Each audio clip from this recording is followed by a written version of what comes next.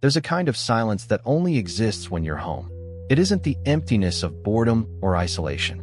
It's the quiet that feels like safety, the gentle hum of the refrigerator, the soft ticking of a clock, the sense that for once, nobody needs anything from you.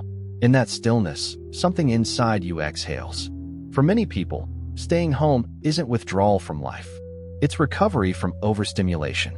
Psychologists have long noted that individuals who enjoy solitude often possess high sensory sensitivity. Their brains process external stimuli more deeply. Bright lights, loud voices, crowded rooms, all of it hits harder. Home, then, becomes not a hiding place, but a nervous system regulator. It's where overstimulation turns into equilibrium. But it's more than biology. For those who love being home, solitude carries meaning. At home, they can remove the masks required by social life. The polite smile, the small talk, the invisible pressure to perform. Behind closed doors, they can finally stop acting and simply exist. In psychological terms, this is authentic self-alignment, the ability to reconnect with one's inner identity when external roles fall away. This connection between solitude and authenticity has deep roots. Carl Jung wrote that solitude is not isolation but communion with one's own soul. When you step away from constant social comparison, your inner voice becomes clearer. That's why homebodies often describe their environment as a sanctuary. It's not about shutting the world out. It's about hearing yourself again after too much noise. Cultural bias, however, often misreads this piece. Modern society equates visibility with value. You must be seen, documented, and shared to prove you're alive. Social media intensifies that illusion. Endless feeds of activity make stillness look like failure. But the psychology of solitude says otherwise. Stillness isn't stagnation, it's the mind's integration phase. Just as muscles need rest to grow, the psyche needs stillness to repair. Studies from the University of Virginia and the American Psychological Association show that people who spend intentional time alone display greater creativity and emotional intelligence. Their introspection allows them to process emotions rather than suppress them. That's why many artists, writers, and inventors historically sought solitude, not out of fear, but out of necessity. Their best ideas needed silence to form. When someone says they love staying home, they're really saying they've learned the language of quiet. They've discovered that joy doesn't always shout. Sometimes it whispers. It lives in the rhythm of ordinary things, the sound of rain against the window, the smell of coffee in the morning, the comfort of familiar spaces. Each small ritual tells the nervous system, you're safe now. This safety has measurable effects. In a low-threat environment like home, the body produces less cortisol, the stress hormone. As levels drop, clarity rises. That's why so many people report deeper emotions or realizations when alone. The mind finally has the energy to listen. What looks like doing nothing is often deep internal work. Yet there's a paradox. Those who love solitude are often mislabeled as detached or antisocial. In truth, many are profoundly empathetic. They feel life intensely, which is why they need recovery time. Their solitude is not coldness but compassion for themselves and eventually for others. So the next time someone says they'd rather stay home than go out, understand that it may not be avoidance. It might be balance, a moment of returning inward before rejoining the world. Staying home is not about escaping life. It's about experiencing it differently, slower, deeper, more consciously. Because in that quiet, you stop being what the world demands and start being what you truly are. The inner science of solitude. The modern world rarely rewards stillness. From the moment we wake, we are urged to be online, productive, visible. Yet, psychological research suggests that this constant engagement has costs. When the brain faces nonstop stimulation, it operates in what neuroscientists call high beta state, a frequency associated with alertness, anxiety, and stress. Prolonged exposure to this state leads to fatigue, irritability, and emotional burnout. That's why solitude feels like medicine. It allows the mind to shift toward alpha and theta brainwave states, which promote reflection, creativity, and healing. People who love staying at home have unconsciously mastered this transition. Their home becomes a mental spa, a controlled environment where the nervous system recalibrates. This recalibration is not laziness. It's emotional maintenance. Psychologist Dr. Elaine Aron, known for her research on highly sensitive people, HSPs, explains that those with heightened sensory awareness need downtime to process experiences fully. Their brains notice subtleties, tone shifts, microexpressions, changes in atmosphere, details others overlook. This constant intake of data can be exhausting. Home is their buffer, the space where sensory input finally slows. But there's another dimension, the identity effect of solitude. When we're constantly around others, our sense of self fragments. We adapt, consciously or not, to fit each social context. Sociologist Charles Cooley described this phenomenon as the looking-glass self. We shape our identity based on how we imagine others see us. Over time, this reflection can blur the original image. At home, that mirror breaks. You stop performing.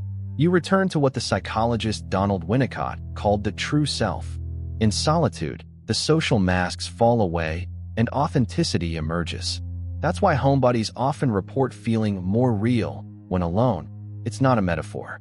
Their self-concept stabilizes in the absence of external judgment. Consider the subtle rituals that make home sacred: brewing tea, adjusting light, listening to soft music.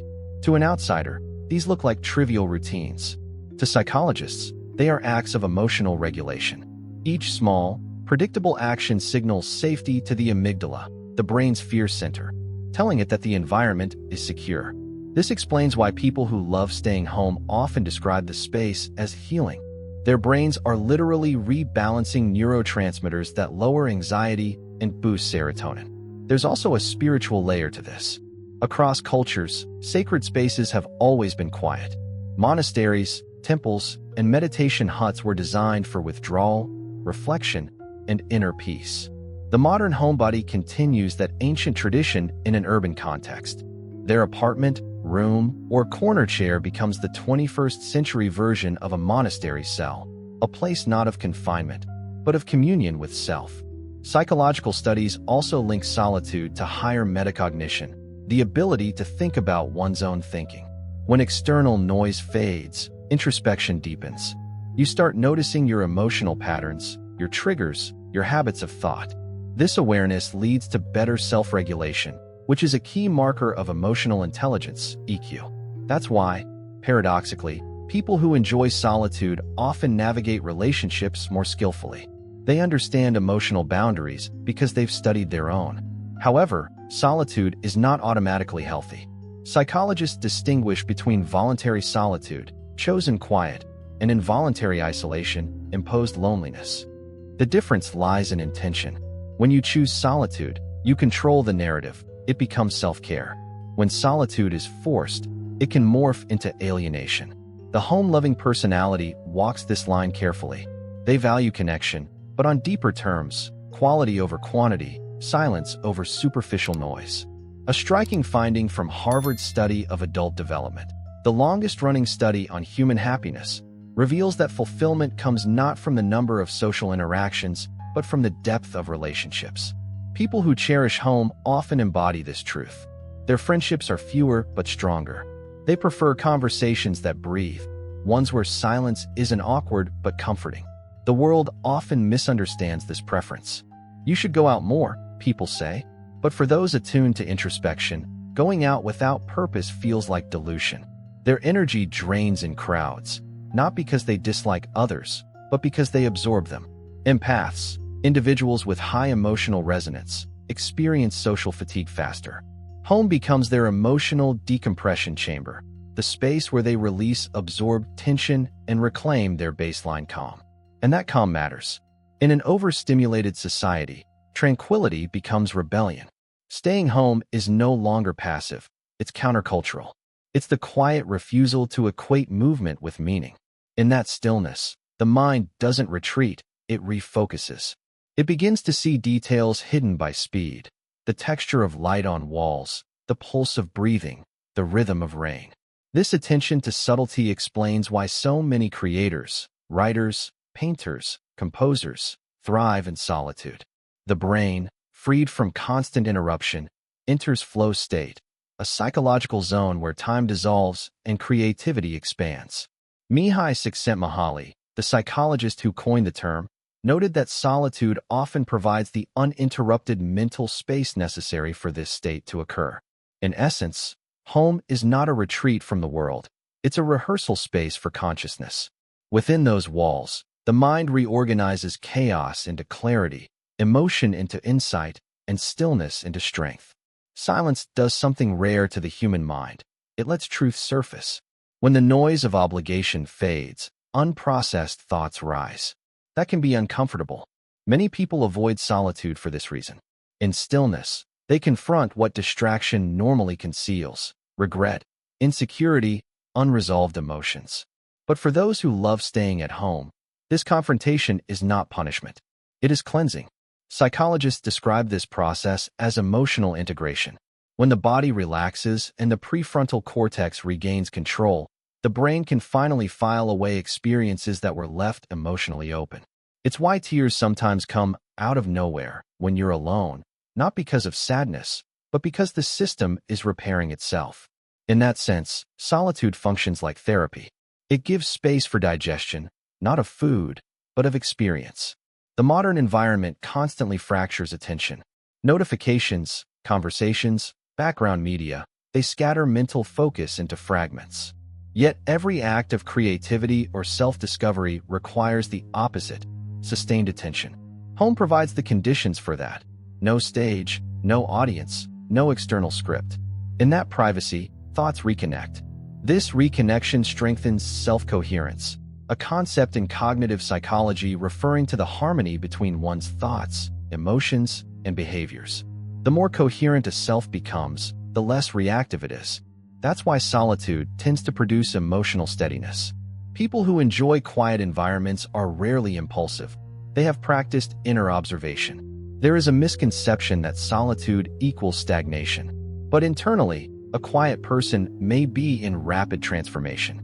Neuroscientific research using functional MRI scans shows that during moments of rest, the brain's default mode network, DMN, activates, a system associated with memory consolidation, imagination, and moral reasoning. In other words, doing nothing is the moment the brain does its most profound work. This is why many profound realizations appear in solitude, in the shower, while journaling, or sitting by a window. When external input pauses, internal synthesis begins. Ideas combine in new ways, emotions integrate, and a subtle form of self-education occurs. That's the psychology behind. However, it's important to understand the balance. Solitude is not isolation. The healthiest introverts maintain small circles of emotionally compatible people. They connect not out of social obligation, but out of resonance. Their relationships often last longer because they're chosen deliberately, not reactively. In these connections, silence feels like companionship, not emptiness. Sociologists call this selective sociality, the ability to prioritize depth over breadth. In a culture that glorifies networking, selective sociality looks like withdrawal, but it's actually maturity. It reflects discernment, an understanding that the quality of one's mental environment depends on the quality of one's social environment. The homebody's world, then, is both inner and outer. The outer world, the physical home, mirrors the inner landscape. A minimalist space often signals a mind seeking clarity. A cozy, decorated space reflects an emotional need for warmth. Anthropologists studying domestic spaces note that people unconsciously design homes that regulate emotion. Light, scent, texture, all act as nonverbal therapy. There's also an ethical beauty in solitude. When a person becomes comfortable with themselves, they stop demanding others to fill their voids. This reduces emotional dependency, manipulation, and projection. The result is what humanistic psychologists call self-anchored peace, a quiet confidence that doesn't need external validation to feel real. Culturally, this quiet confidence is often misread as indifference. But it's not detachment, it's depth. People who love staying home don't resist connection, they refine it. They'd rather meet one soul fully than meet 100 halfway. And when they do engage with the world, they do it from stillness, not from scarcity. In Buddhist psychology, this is called right solitude, a form of mindful seclusion that nourishes compassion instead of loneliness. It's the solitude of preparation, not escape. You withdraw not to reject the world, but to return to it more consciously. When you observe the behavior of those who cherish home, you notice a pattern. Their calm has gravity. They bring steadiness into chaotic spaces. Their quiet presence soothes rooms because it's not reactive. This is why leaders, artists, and healers who cultivate solitude often influence others without loudness. Their peace becomes contagious. Ultimately, the psychology of loving home is the psychology of integration, sensory, emotional, spiritual. It is the art of living inwardly before living outwardly. In that sequence, peace is no longer a luxury, but a foundation. People who love staying home remind us that humanity's oldest wisdom still applies. The world outside is only as coherent as the one within. To be at home in the world, you must first learn to be at home in yourself. The philosophy of coming home. Home is more than a physical space. Psychologically, it represents the safe zone of identity, the place where you no longer perform for approval.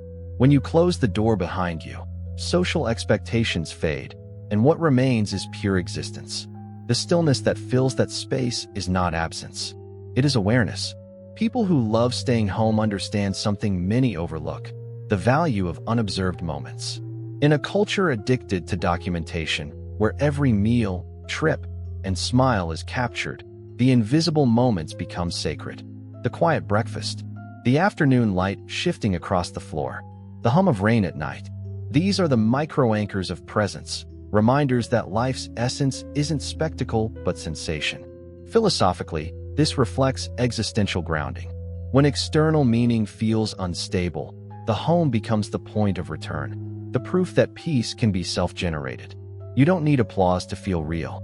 You don't need noise to feel alive. You simply need space to witness yourself. That witnessing is the birthplace of authenticity. The paradox is that this inner stability doesn't isolate you from the world. It refines how you engage with it. After long solitude, interaction becomes more deliberate. Words slow down. Listening deepens. Compassion expands. You stop seeking people to distract you and start seeking people who mirror your calm. This transformation explains why solitude often precedes creativity and leadership. In quiet reflection, values crystallize. Vision forms. The mind, unpressured by comparison, starts thinking originally. That's why so many innovators, from Newton to Virginia Woolf, found their power in seclusion. They didn't escape life, they studied it without interruption. Psychologically, this stage is known as integration through solitude, the process of aligning outer behavior with inner truth. Once integrated, a person becomes what Carl Rogers called congruent. Their actions match their feelings. Home, therefore, is not a boundary but a mirror. It reflects the kind of self-honesty that public life often erodes. Yet, loving home doesn't mean rejecting the world. It means engaging it from wholeness rather than hunger. Those who rest deeply can give deeply. Their presence carries calm energy, a quiet authority that steadies chaos. They don't compete for attention because they've learned that peace is a stronger signal than noise. In the end, the psychology of staying home is the psychology of belonging to oneself. It teaches that fulfillment isn't found in constant movement, but in mindful return. You can wander far, but you always need a place, physical or mental, where you lay down pretense and remember who you are. That is what coming home truly means. It's not retreat. It's reunion, a meeting between who you've been and who you're becoming. And in that meeting, surrounded by silence and familiarity, you realize that home was never just a location. It was a state of peace patiently waiting for you to notice it.